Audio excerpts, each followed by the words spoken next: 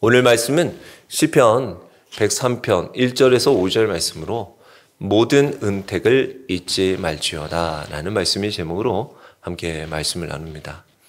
오늘도 이 자리 하나님께서 여러분들을 불러주시고 하나님의 놀라운 은혜와 사랑과 축복을 허락해 주실 줄 믿습니다. 오늘 이 자리로 여러분들이 그냥 오는 것이 아니라 우리를 구원하시고 우리에게 생명 주신 주님을 기억하기에 우리는 또한 하나님을 경배해야 하는 것이 마땅한 하나님의 자녀의 해야 할 일이므로 기쁘고 즐거운 마음으로 오셨으리라 믿습니다. 또 한 영혼 한 영혼들이 너무나 귀합니다. 또 이렇게 한 분이 자리를 또 이렇게 채워주시고 한 분 한 분이 여러분들이 채워주시는 이 자리가 얼마나 복되고 기쁜 자리인지 모릅니다. 제가 보기에는 여러분들 이 자리는 그득합니다. 여러분들이 정말 저는 일당 100이라는 말이 여러분들에게 그대로 적용됩니다. 뭐 일당 100만이 아니라 일당 1000, 일당 만입니다. 여러분들이 기도하면 이 나라가 부흥되고 또 하나님께서 구원의 역사들을 이루어 주실 줄 믿습니다. 우리 사람에게는 기억하는 것이 있고 또 잊어버리는 망각이 있습니다. 그런데 우리는요, 은혜는 쉽게 잊어버리고 우리에게 준 상처는 오래 기억하게 됩니다. 누군가에게 받은 사랑은 금세 잊어버리죠. 근데 누구에게 상처받은 말 또는 나를 불편했던 것들은 오래 마음에 품고 살아갈 때가 많이 있습니다. 한 심리학자도 그랬어요. 사람의 뇌는 부정적인 사건을 긍정적인 사건보다 3배를 더 오래 기억한다라는 거예요. 부정적인 것을 더 오래 잘 기억하더라는 것이죠. 그래서 우리는 상처를 오래 기억합니다. 그리고 은혜는 쉽게 잊어버리죠. 그러나 신앙인은 예수 그리스도를 믿는 우리들은 그 반대여야 합니다. 은혜를 기억하고 상처를 잊어버리는 사람이 되어야 돼요.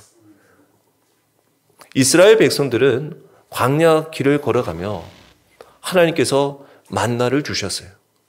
그의 인생길에 만나 주시는 하나님을 늘 기억하며 살아가라고 했던 것이 그 광야길에 하나님께서 이스라엘 백성들과 함께한 뜻이었습니다. 그러나 그들은 만나를 먹으면 어떻게 합니까? 불평합니다. 그러니 왜 그렇게 불평하나 보면 그들이 오랫동안 애굽에서 노예 생활했던 것들을 잊어버렸어요. 그래서 하나님은 그들에게 늘 기억하라라고 말씀하셔요. 감사는 기억의 신앙입니다. 그래서 제가 이 감사하고 기억하는 것은 어떻게 이렇게 기억에 남을 수 있을까 생각을 해보니까 이게 나누면 또 기록하면 그나마 좀 길어지겠다, 기억이 길어지겠다 생각이 들었어요. 그래서 제가 감사할 일을 좀 나누려고 합니다. 이걸 나누려고 한 며칠 꼭 삼켰습니다. 말하고 싶은데도 꼭 삼켰어요. 엊그제 금요일 날 전도를 했죠. 여기서 우리 신 목사님하고 전도를 기쁜 마음으로 또 이렇게 전도를 했습니다. 근데 이제 신 목사님 이후에 일정도 있고 해서 또 어느 때보다 조금 한 30분 일찍 저희도 이렇게 나가서 전도를 했습니다. 그래서 기쁘게 잘 전도를 하고 또 대한민국에서도 잘 전도를 했습니다. 전도를 하고 그날따라 날씨도 참 좋았습니다. 하늘도 너무나 구름도 좋았고 그래서 신 목사님은 구름 사진도 막 찍고 우리 서로 사진 찍어주면서 그리고 팻말도 입으로 낙엽 색깔 빨간색 노란색 이렇게 또 색깔 맞춰간다고 너무 좋다 이렇게 하면서 이렇게 전도를 했습니다. 그리고는 늘 우리는 이제 점심을 먹던 그 맛집 해장국집으로 갔죠. 해장국집 가서 서로 갈비탕 시켜서 맛있게 잘 먹고 나와서 이제 계산을 하는데 어떤 어르신이 우리 계산대 앞에서 어르신이 갑자기 식사를 자기가 계산을 하겠다는 거 우리 전혀 못 뵀던 분인데 근데 제가 이분들을 보니까 할아버지는 제가 잘 못 봤는데 할머니는 전도를 하고 있을 때 유심히 저를 보고 가더라고요. 그걸 제가 봤거든요. 그러니까 우리가 지나가면서 이렇게 전도하시는 분들을 보잖아요. 그러니까 이분이 유심히 이렇게 보고 가시길래 유심히 보신다 생각해서 이분 전도 때 뵀던 분이지 라고 저는 알고 있었어요. 근데 이분이 할아버님이 계속 계산을 하시겠다고 카드를 꺼내시는 거예요. 그래서 제가 아니다고, 처음 뵙는데 이걸 무슨 어떻게 하냐고. 근데 거기 해장국집이 또 교회를 다니는 집인 것 같아요. 그러니까 저희가 목사인지를 알고 하니까 주인 어르신이 이럴 때는 그냥 드시는 거 맞아요. 그냥 이렇게 받으셔요. 이러는 거예요. 그래도 우리가 낯선데 어떻게 합니까? 근데 그 어르신의 한마디에 우리가 흔쾌히 식사를 대접을 받게 됐죠. 최원희 집사님 아시냐고. 최원희 집사님 아버님, 호건이 할아버님이 거기 계셨던 겁니다. 그래서 저도 그 전도를 할 때, 그러니까 그렇게 유심히 보고 가셨던 분이 호건이 할머니이셨던 거예요. 그래서 거기 해장국집에 당연히 거기 계신 줄 알고 우리가 간 것도 아니고, 가서 우리가 식사하고 나오는데도 거기 계신지도 몰랐어요. 우리 들어갈 때도 몰랐는데. 그런데 아무래도 이제 제가 처음 뵙지만 그래도 그 팻말에 아주 이름 대한미 감리교회를 딱 붙여놓으니까 대한미 감리교회 목사인 줄 아시고 식사를 이렇게 대접을 해주신 거예요. 그게 참 얼마나 감사하고 놀라운 일입니까? 그래서 제가 마음속으로 신 목사님한테 제가 최원희 집사님 손을 벗어날 수가 없다고. 그래서 여기 해장국집은 그때도 호근이 통해서도 최원희 집사님이 대접하라고 해가지고 어쩔 수 없이 그때도 대접받았는데 이번에도 해장국집에서 또 최원희 집사님. 그래서 제가 한편으로 지금 말하면서 최원희 집사님 이 지역의 유지시다. 제가 이런 생각이 들었습니다. 이거 진짜 참 얼마나 감사한 일입니까? 여러분들 전도하는데 제가 말했다시피 한 10분? 아니 한 30분 간격만 시간만 빨리 지나가도 서로 못 봬도 솔직히 이런 경우들은 없었죠. 그냥 해장국의 집에서만 만났으면 서로 전혀 몰랐어요. 근데 전도하니까 그 전도한 모습을 보시고 또 이런 은혜가 있죠. 그래서 제가 또 신목사님 덕분에 제가 맛있는 거 얻어 먹습니다. 제가 그랬습니다. 같이 서로 전도하는 자 덕을 또 서로 할 수 있었습니다. 제가 이렇게 잊지 않으려고 또 이렇게 나누는 겁니다. 그리고 제가 또 한 주 동안은 그 사회복지 그 자격증 때문에 본의 아니게 중간고사 기간이었어요. 중간고사. 그래서 이 중간고사 보는데 이 인터넷으로 보는 거예요. 인터넷으로. 그러니까 얼마나 우리 자유롭게 시험을 볼 수 있겠습니까? 여러분들이 지금 생각하는 대로 그대로 시험 보는 겁니다. 자유롭게 모든 것이 열려있는 상태에서 이 시험을 보는 거예요. 그런데도 이게 시험이 쉽지 않습니다. 그걸 다 감안해서 시험을 내기 때문에. 근데 얼마나 우리 사모가 도와주고 또 옆에서 협력자가 도와주는지, 그리고 그 시험 중에 보면 아예 대놓고 답을 알려주고 가르쳐주는 선생님도 있어요. 지문에 그냥 답을 알려주고 그 중에 틀린 거 골라라. 객관식으로. 그런 문제를 내는 선생님 보니까 천사를 만난 것 같아. 그래 내가 이거 어떻게 이런 분이 그래서 이분들 우리 매번 수업 들으면 평점 이렇게 주거든요. 하면 매우 좋음 이렇게 해서 5점이 만점인데 5점은 너무 좋은 거 주니까 항상 4점만 줬거든요. 그래서 이 선생님은 무조건 5점 드려라. 그래서 총점. 너무 얼마나 감사한지. 그래서 아직 시험 2과목은 남았습니다. 2과목 남았는데 앞에 있는 5과목을 잘 봐서 마음이 좀 굉장히 편안하다. 그리고 감사하게 또 장학금을 신청을 했는데 장학금도 받았어요. 이거는 시험을 잘 봐서가 아니라 그냥 뭐 이렇게 그 학교에서 해당되는 그 장학금, 아직 시험도 안 봤지만 1학기 장학금 받고 이렇게 지금 수업을 받고 있습니다. 다 여러분들이 기도해 주신 덕분입니다. 정말 얼마나 감사합니까? 이렇게 나누니까 감사할 거 너무나 많이 있습니다. 여러분들에게도 바라기는 그 감사를 항상 기억하고 하나님을 찬양하실 주의 이름으로 축원합니다. 다윗은 인생의 수많은 고난 속에서도 이렇게 외칩니다. 내 영혼아 여호와를 송축하며 그의 모든 은택을 잊지 말지어다. 이 말은 자신의 영혼을 향한 명령입니다. 내 영혼아 라고 자기 자신을 깨우는 것입니다. 신앙은 때때로 감정이 아니라 내 의지로 하나님을 찬양하는 일입니다. 오늘 우리는 다윗과 함께 우리 영혼을 깨워 우리도 함께 다윗과 같은 고백이 있기를 바랍니다. 내 영혼아 잊지 말자. 하나님이 베풀어 주신 이 모든 은혜를 잊지 말자. 그리고 하나님을 찬양하자 라는 이 고백이 있기를 바랍니다. 1절 2절을 한번 다시 보시겠습니다.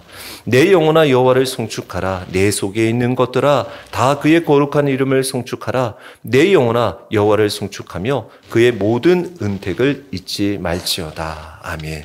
사람은 누구나 마음이 식어질 때가 있습니다. 기도가 잘 안 되고요. 찬양이 입에 나오는 것이 멈춰질 때가 있습니다. 감사가 아니라 불평이 먼저 나올 때가 있습니다. 그럴 때 다윗은 자기 자신에게 이렇게 고백했다라는 거죠. 내 영혼아 여호와를 송축하자라는 거예요. 송축하자라는 것은 그냥 단순히 내 입술로만 하나님을 찬양하는 것이 아니라 내 마음 깊은 곳에 하나님을 높이고 경배하겠다라는 뜻입니다. 다윗은 외적인 상황을 보면서 감사한 것이 아니라 그의 인생에 보면 돌이켜보면 참 고난이 많았습니다.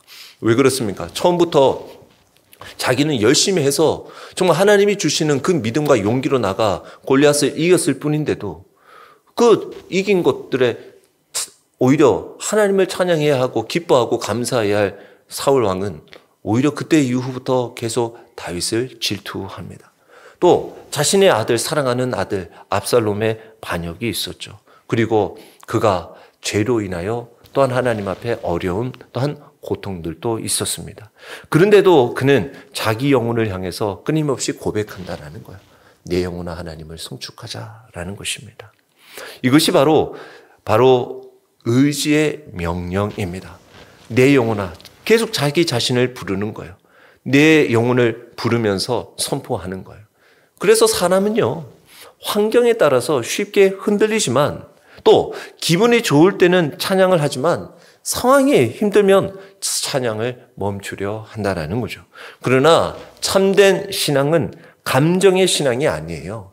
의지로 하나님께 나아가는 거예요. 찬양은 기분이 좋을 때만 하는 것이 아니라 하나님의 변함없는 선하심에 감사하며 드리는 것이 찬양인 것입니다.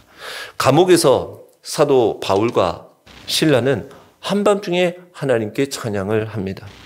그들이 감옥에 갇힌 것이 막 기뻐서 행복해서 찬양을 드렸을까요? 저는 그렇게 생각하지 않습니다. 매를 맞았어요. 쇠사슬에 묶여 있습니다. 아니 언제 죽을지도 모릅니다.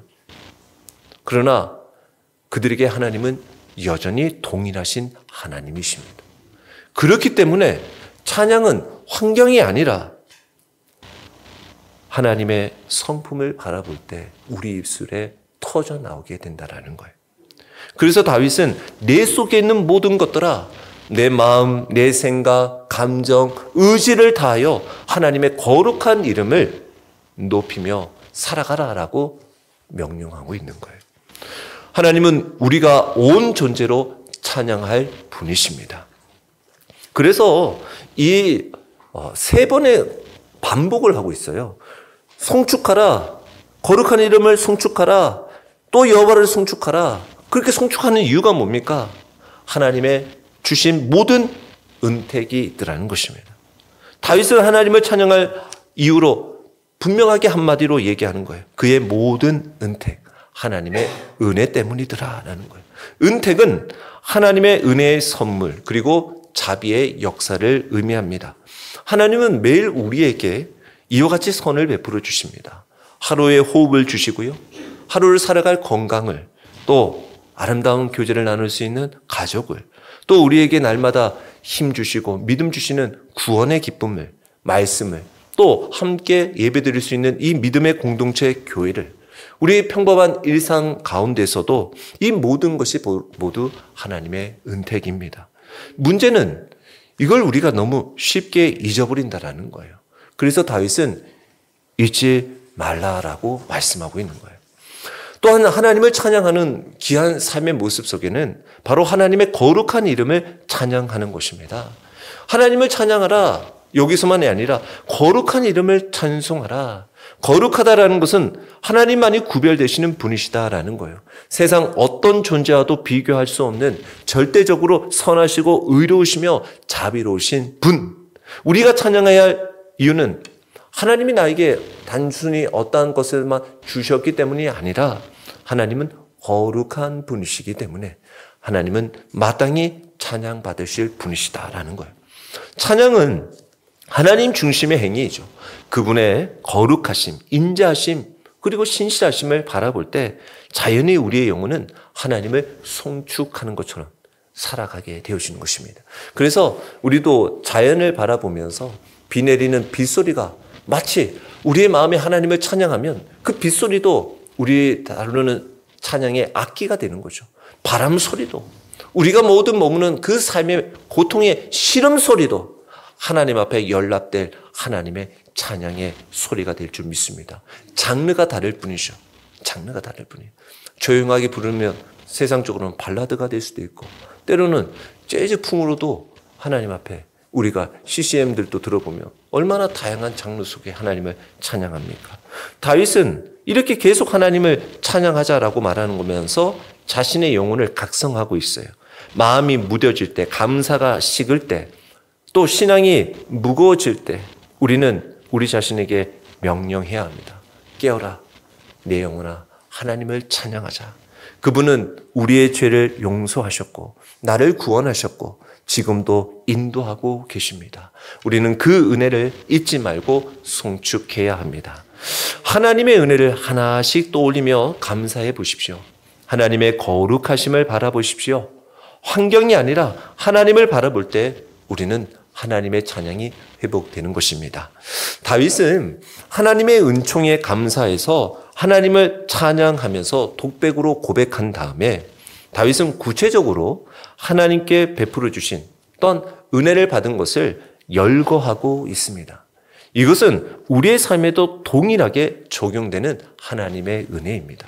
그래서 우리 신혜인 목사님하고도 전도하면서도 이제 서로 감사절을 어떻게 보낼까라고 이제 이야기를 나누다 보니까, 왜냐하면 서로 사역이나 또 앞서 서로의 기도 제목 또 전도 이런 부분들을 서로 얘기를 나눠보니 추수감사절을 어떤 교회는 뭐 추석 때 빨리 하는 교회도 있고 11월 첫째 주에 추수감사절을 드리는 교회도 있고, 또 우리는 교회력에 따르면 감리교 교회력은 셋째 주에 추수감사절로 되어 있습니다. 그런데 저희는 이제 11월 셋째 주에 추수감사 예배를 드릴 텐데, 우리 신혜인 목사님 안산나눔교회는 11월 첫째 주에 예배를 드리는데 거기는 세일에 감사 기도 제목을 쓰더라는 거죠. 그러니까 21일 동안 감사 기도를 한다라는 것입니다.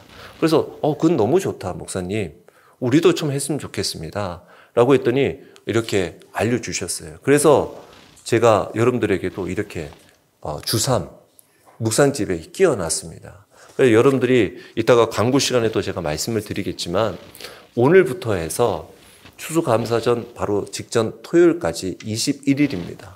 그래서 여러분들이 하루 한 줄, 오히려 한 줄 쓰기가 힘들 겁니다. 이거 쓰다 보면 이제는 이 한 줄 쓰기가 칸이 모자랄 수도 있지만 억제해서 엑기스로 해서 한 줄씩이라도 여러분들이 그 하루에 감사할 제목들을 쭉 써서 추수감사절 때 여러분들 하나님 앞에 드리고, 이 감사의 고백을 드리고, 그리고 우리도 좀 전시를 했으면 좋겠습니다. 이렇게 놓고 어떤 분들이 어떻게 무슨 감사하며 살아갔나 이렇게 서로 나누면 얼마나 좋을까라는 생각을 해봅니다. 그래서 여러분들도 감사를 한번 기록해 보시고 오늘 이 다윗과 같이 열거도 한번 해보시기 바랍니다. 그래서 3절에 보니까 이 다윗은 가장 먼저 무엇을 고백하고 있나? 3절에 보니까 그가 내 모든 죄악을 사하시며 라는 거예요. 복음의 첫 번째 은혜는 죄 사함의 은혜입니다. 다윗은 자신이 죄로 인해 넘어졌던 사람이었어요. 간음과 살인, 큰 죄를 범했지만 회개를 통해서 하나님의 용서를 경험한 사람이었습니다. 그는 시편 32편 1절에도 이렇게 고백합니다. 허물의 사함을 받고 자신의 죄가 가려진 자는 복이 있도다. 아멘. 우리가 받은 가장 큰 복은 죄 사함의 복입니다. 모든 축복의 기초가 이 죄 사함입니다. 죄의 문제가 해결되지 않으면요, 어떤 복도 참된 기쁨이 될 수가 없다라는 것입니다. 하나님은 예수 그리스도를 통해 우리의 죄를 모두 사하셨습니다. 과거의 죄를, 지금 현재의 우리의 죄를, 미래의 죄도 하나님 앞에 나와 회개하면 하나님께서 그 모든 죄를 씻음 받게 하시는 것입니다. 그리스도의 십자가의 보혈로 우리의 죄를 다 씻어주셨다는 거예요. 이 은혜를 기억하며 우리는 두려움 대신에 감사하며 살아가야 하는 것입니다. 초기 기독교 시대의 유명한 교부인 어거스틴은 이 말씀, 오늘 이 3절의 말씀을 통해 명확하게 이렇게 얘기합니다. 우리 앞에 있는 우리 자신의 죄를 인식하지 못하면 우리 앞에 하나님의 은총이란 있을 수 없다라는 것입니다.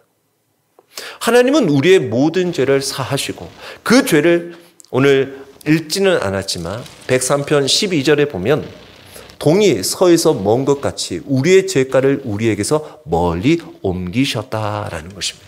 우리의 죄가를 멀리 옮기셨다. 우리는 이 은혜를 잊지 말아야 합니다. 또한 3절 뒷부분에 보면 내 모든 병을 고치시며 라고 말씀하고 있어요. 여기서의 병에 해당되는 히브리어는 타할루아임이라는 언어인데 이 언어가 동일하게 사용된 말씀들의 문맥을 살펴보면 이 병은 육체의 질병을 가리키고 있습니다. 그리고 심지어 복수형입니다. 그래서 우리가 이 내용을 정확하게 뜻을 풀어보면 모든 육체의 질병들일로 우리가 생각해 볼 수 있습니다. 그래서 다윗은 자신의 육체적인 질병으로부터 회복된 과거를 기억하며 이 같은 고백을 하고 있습니다. 왜 우리의 모든 육신의 고통, 육신의 어려움을 하나님이 고칠 수 있느냐? 하나님이 우리를 창조하셨기 때문인 것입니다. 하나님이 우리의 모든 것을 아시는 분이에요. 우리 인간으로는요, 아무리 지금 월등히 많은 과학과 의학이 발달해도 사람을 만들 수도 없고 심지어 피도 만들 수 없어요. 우리의 삶의 모습 속에 우리를 가장 잘 아시고 우리를 치유하신 분은 여호와 하나님 한 분뿐인 줄 믿습니다. 그리고 하나님은요, 육체적인 질병뿐 아니라 이 영혼의 병도 고치시는 분이십니다.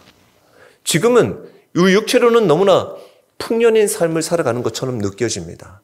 그러나 영혼의 삶은 흉년과 같은 시절을 보내고 있지요. 사람들은 죄책감, 우울감, 미움, 분노, 두려움, 상처 이것들로 가져가요. 이게 우리 영혼을 병들게 합니다. 그런데 하나님은 우리의 마음과 영혼을 치유하시는 분이십니다. 출애굽기 15장 26절에도 나는 너희를 치료하는 여호와임이라 라고 말씀하고 있습니다. 하나님은 지금도 우리의 병든 마음을 고치시고 만지시고 회복시켜 주십니다. 때로는 육체의 병을 통해서도 하나님은 겸손과 순종을 배우기도 하십니다. 그 속에서도 우리를 새롭게 하시고 영혼을 정결케 하시더라는 거죠. 예배 가운데 말씀으로, 찬양 가운데 눈물로, 기도하는 가운데 평안으로 우리를 고쳐주십니다. 이와 같이 하나님을 고붙드십시오.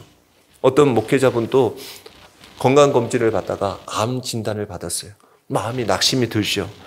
고통 속에 항암 치료 시간을 보냅니다. 근데 그가 이렇게 지내면서 치료를 받는 가운데 병상에서 이런 생각, 마음이 들더라는 거죠. 아, 하나님은 내 몸을 약하게 하셨는데 이 몸이 약해지니 오히려 내 믿음이 더 강하게 되더라라는 것입니다. 믿음의 삶은 그런 거예요. 내 육신은 쇠하고 약해질 수 있어도 또 때로는 병들 수 있을지라도 하나님을 향한 믿음은 변치 않고 굳세지는 것입니다. 하나님은 때로 병을 통해서 우리 영혼을 또 건강을 회복시킬 때도 있습니다. 그러니 오늘 우리를 치유하시고 회복시키는 하나님을 꼭 의지하며 믿음으로 나아가시기를 축원합니다. 그리고 잊지 마십시오. 여러분들을 회복하시는 분 여호와 하나님께 감사하십시오. 4절도 그렇습니다. 내 생명을 파멸해서 속량하시고, 속량은 값을 주고 되찾았다라는 뜻입니다. 하나님은 우리의 생명을 죄와 사망의 권세에서 구원하셨습니다. 우리는 멸망으로 달려가던 인생이었지만 그리스도의 보혈로 값주고 사심을 받았습니다. 그래서 우리는 더 이상 우리의 스스로의 소유라고 말할 수 없습니다. 이미 우리는 하나님의 형상으로 지음받은 자요, 또 구원받은 하나님의 백성 자녀입니다. 고린도전서 6장 20절에도 값으로 산 것이 되었으니 그런즉 너희 몸으로 하나님께 영광을 돌리라. 아멘. 우리가 이 사실을 기억할 때 우리는 우리 인생의 목적은 분명해집니다. 이제 세상의 종이 아니라 하나님의 자녀로서의 삶을 살아가야 하는 거예요. 세상의 것들에 빼앗겨 내 마음이 휘둘리는 것이 아니라 하나님의 자녀, 하나님께 모든 것이 있사오니 하나님을 위하여 살아가는 인생이 되는 거예요. 베드로전서 1장 18절에서 19절, 너희가 알거니와 너희 조상이 물려준 헛된 행실에서 대속함을 받은 것은 은이나 금같이 없어질 것으로 된 것이 아니요 오직 흠 없는 어린 양 같은 그리스도의 보배로운 피로 된 것이니라. 아멘. 이것이 복음의 중심입니다. 우리는 죽을 수밖에 없는 존재에서 영원히 사는 존재로 바뀌어진 사람입니다. 그러므로 이 속량의 은혜를 잊지 말고 감사하며 살아가시기를 축원합니다. 4절 뒷부분에 또 한번 보면 네 번째로 인자와 긍휼로 관을 씌우신 은혜가 있습니다. 하나님은 우리를 사랑하시고 자비로 존귀하게 만드십니다. 관을 씌우셨다라는 거예요. 이것은 왕의 존귀를 상징합니다. 하나님은 죄와 사망의 수치에서 건져주셨어요. 우리를 다시 존귀한 자로 세우십니다. 생각해 보세요. 관을 씌우는 것은 1등만 관을 받아요. 그런데 하나님 앞에는 우리 모두가 구원받은 자는 1등과 같이 여겨주신다는 거죠. 우리가 어디에서 관을 받을 만한 자격이 있습니까? 근데 인자와 긍휼로 관을 씌워주신다는 거예요. 하나님의 인자하심, 긍휼하심은 무한정이십니다. 그래서 우리를 하나님의 성품, 그 성품으로 인해 우리는 관을 시험받는다는 거예요. 하나님은 단지 우리를 구원하실 뿐만 아니라 사랑과 자비로 우리를 감사 존귀하게 하십니다. 많은 사람들이 세상에서 실패하면 자신은 쓸모없는 사람이라고 생각합니다. 그러니 자기의 생명, 자기가 마음대로 해도 된다라고 생각합니다. 그러나 그렇지 않습니다. 하나님 앞에는 쓸모없는 사람이 없습니다. 모든 사람이 존귀한 사람입니다. 우리는 하나님의 사랑으로 다시 일어설 수 있습니다. 영국의 영이 바깥에서 거지 소년을 만났습니다. 그리고는 반지를 선물해 줍니다. 그리고는 언제든지 나를 만나고 싶으면 이 반지를 가지고 오렴이라고 얘기를 합니다. 그러자 그 거지 소년이 어느 날 이제 그 약속이 생각이 나서 궁전에 갑니다. 근데 거지가 여왕을 만나러 가는데 당연히 궁전에서 못 들어가게 막지요. 그랬더니 그제서야 그 여왕이 준 반지를 꺼내서 보여주는 거예요. 그랬더니 그 반지 보여주니까 그냥 그 궁전을 문을 통과할 수 있는 것입니다. 그 반지는 바로 왕이 그에게 베푼 은혜의 증표입니다. 우리에게도 하나님이 주신 은혜의 관이 있는데 그것은 바로 예수 그리스도 안에 받은 그분의 인자와 긍휼입니다. 그 관을 우리는 잊지 말아야 합니다. 여러분들에게 다 그 관이 씌워져 있다는 거예요. 예수 그리스도의 그 인자와 긍휼로 우리는 하나님께로 나아갈 수 있는 믿음의 삶이 되었다는 거예요. 여러분들이 그와 같은 은혜의 삶이 있는다는 것을 여러분들이 스스로 내버리는 인생 되지 마십시오. 그리고 감사함으로 기억함으로 은혜의 삶을 살아가기를 축원합니다. 그리고 끝으로 5절에 보니 좋은 것으로 내 소원을 만족하게 하사 내 청춘을 독수리같이 새롭게 하시도다라고 말씀하고 있습니다. 하나님은 우리에게 필요한 것을 채우시는 분이십니다. 좋은 것이란 우리가 원하는 것이 아닙니다. 하나님 보시기에 가장 선한 것입니다. 그분은 때로는 우리의 욕심을 거절하셔요. 그 대신 우리의 영혼을 만족해 하시는 것을 주시는 분이십니다. 그것을 신뢰하십시오. 여러분들 내 입맛에 맞지 않다고 할지라도 그 하나님이 주시는 영혼을 만족하는 것을 주시는 것을 감사함으로 받으면 여러분들이 복되고 또한 영혼이 잘 될 줄 믿습니다. 하나님은 우리의 청춘을 독수리같이 새롭게 하십니다. 이사야 40장 31절의 말씀에 보더라도 오직 여호와를 앙망하는 자는 새 힘을 얻으리니 독수리가 날개치며 올라감 같을 것이요 다른 박질하여도 곤비하지 아니하겠고 걸어가도 피곤하지 아니하리로다. 아멘. 하나님은 단지 우리의 죄를 용서하시고 병을 고치시고 속량하신 후에 끝내지 않으시고 그분은 우리의 삶을 새롭게 하시는 분이십니다. 독수리는 늙으면 그 부리를 부러뜨리고 새 깃털이 나기까지 기다린다라는 거죠. 그리고는 새 깃털이 나면 다시 비상에서 올라온다라는 것입니다.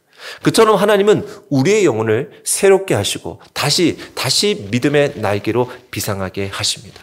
우리의 나이가 연수가 든다 하여 세월이 흘러도 하나님의 주시는 은혜는 날마다 새롭습니다.